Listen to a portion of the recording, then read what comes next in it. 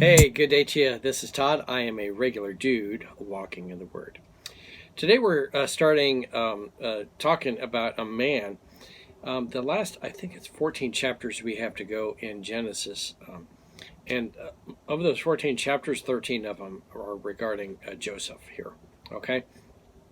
Joseph is one of the sons of Jacob. And you're going to find out there's a lot of drama about this man. What I want to show you today is how Joseph was a picture of Jesus. Okay, we're going to start reading through Genesis 37. And Genesis 37 verses 1 through 11 today.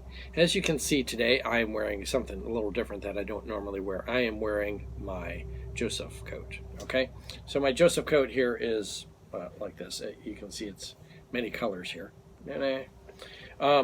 And this would be something similar to what was given to Joseph, okay? Some translations say a coat with sleeves in it. This one doesn't have really any sleeves. But the thing was that you're going to see here when Jacob gave his son this coat, and some would call it the coat of many colors. You grew up in Sunday school talking about the coat of many colors, okay? But this coat set him apart from the rest. This coat showed he was more in management than in laboring. Because when you wore a coat like this with the sleeves, you weren't able to do the physical work. It restricted you. It'd be like wearing a suit today, okay? You don't see guys in suits out laying block, pouring concrete, slopping the hogs and everything like that with a suit, okay? They're managing those things, but they're not doing that. And so it'd be something similar to that, to give you the idea of that. So let's read today Genesis 37, 1 through 11. And then I have 9 points here today to show you how Joseph is a picture of Jesus, okay, and the similarities there. So let's read Genesis 37, 1 through 11. It says, Jacob lived in the land where his father had stayed, the land of Canaan. Okay, good. He's finally back in Canaan again. This is the account of Jacob's family line. Joseph, a young man of 17, was tending the flocks with his brothers, the sons of Bilhah and the sons of Zilpah, his father's wives. Those two ladies were maidservants there, okay? And he brought their father a bad report about them.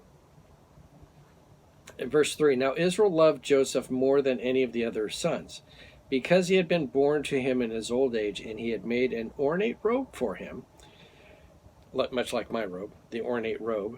All right. When his brothers saw that their family loved him more than any of them, they hated him and could not speak a kind word to him. Okay.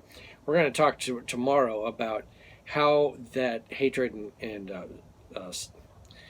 ambition to serve yourself leads to disaster. Okay. And jealousy and everything that's happening here.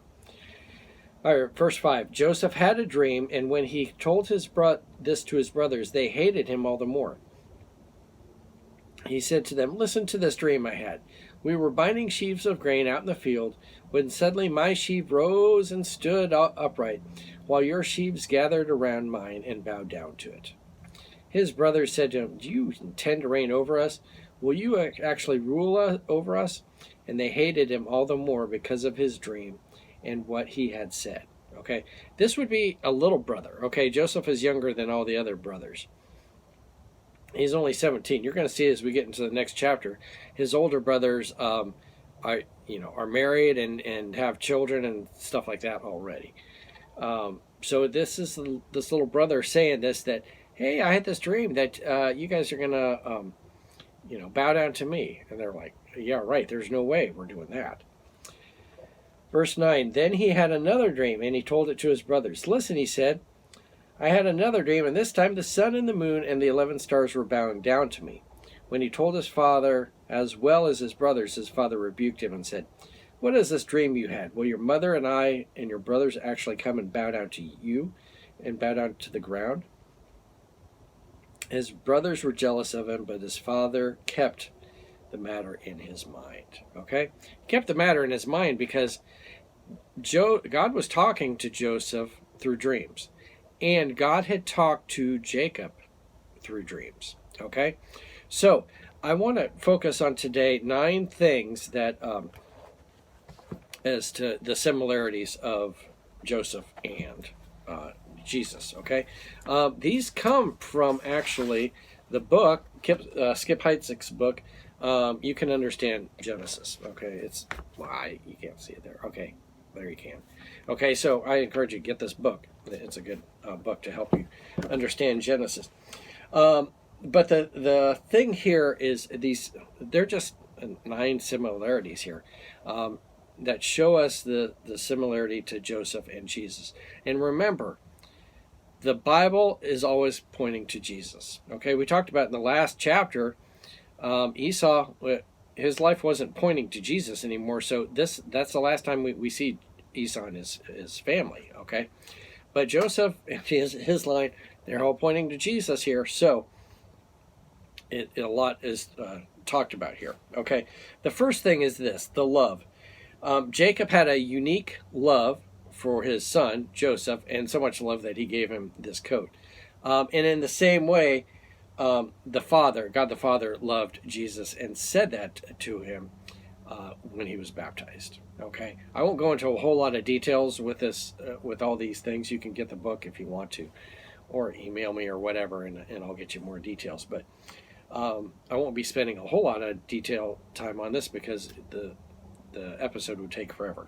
All right, the second thing is this: preeminence. Jacob made Joseph a coat of many colors, and one coat, or a distinguished garment that honored him and gave him authority. Okay, so this coat that I have here, it represented authority. He wasn't just a laborer, and in the same way, Jesus had said, "All authority has been given to me in heaven and earth," and that's taken from Matthew 28:18. Okay, all right, the hatred. You know what? His brothers hated, and it says clearly here in the scriptures, Joseph's brothers hated Joseph. Okay, and it's quite obvious that many people hated Jesus. Okay, the religious leaders and those around are just a few of those people that hated Jesus. So there's a hatred for both of those people. Betrayal. Okay, listen to this. Joseph's 10 older brothers sold him as a slave for 20 pieces of silver. Okay, years later, Judas sold Jesus, betrayed Jesus for 30 pieces of silver. Not the exact same amount, 20 pieces of silver and 30 pieces of silver. I didn't realize it was that close, but it's mentioned in silver for both things. It's not like you got 2 donkeys in this transaction and silver in the other transaction. No, it was betrayed for silver in both of those instances. Okay, slander. Both Joseph was accused falsely, and this was back. We'll read this in further chapters, where Joseph is accused falsely by Potiphar's wife. Okay, and then also Jesus is accused falsely before he's crucified. He's accused falsely. All right. Company is the 6th thing. The company. Joseph, when he was in prison, was the company he had was 2 other people that were imprisoned. Okay, and those 2 people was the cupbearer and the baker. All right, and so those were both prisoners here. And in the same way, Jesus also was in the company of 2 prisoners also. And on the cross, if you remember, Jesus was on the cross. You had a thief on the right and a thief on the left and right. So the company they had, 2 people there. All right, and then the 7th thing is this: he was dead, then alive. Okay, Jacob believes for years that Joseph is dead. Okay, and we'll read it in the end of this chapter here, where Jacob is led to believe that Joseph is dead. Okay, and so he believes that. And then toward the end of Genesis, Jacob is made aware that Joseph is alive. Okay, and in the same way, Jesus was crucified and killed, and then he resurrected and rose from the dead. Okay, all right, and then the 8th thing is authority. Joseph was put in a charge and was given authority over. He was the second in command, really, of Egypt, and given in authority over, the saving, for the famine, and then distributing during the famine. Okay, and then Jesus similarly said, "All authority, all things have been delivered to me by my Father," and that's taken from Matthew 11:27. Okay, and then the last thing here is recognition. When Joseph's brothers, this is later on in the story, when Joseph's brothers saw Joseph for the first time, they didn't recognize him. Okay, it wasn't until the second time that he revealed himself to them that they recognized Joseph. Okay, in the same way, the Jewish people, when Jesus came the first time, they didn't recognize him. They won't admit that he's the Messiah. Okay, but in the second coming, they will recognize that Jesus is the Messiah. Okay, so those are 9 similarities between Joseph and Jesus. And remember, everything in the Bible is pointing to Jesus, and this is just a great example of that also.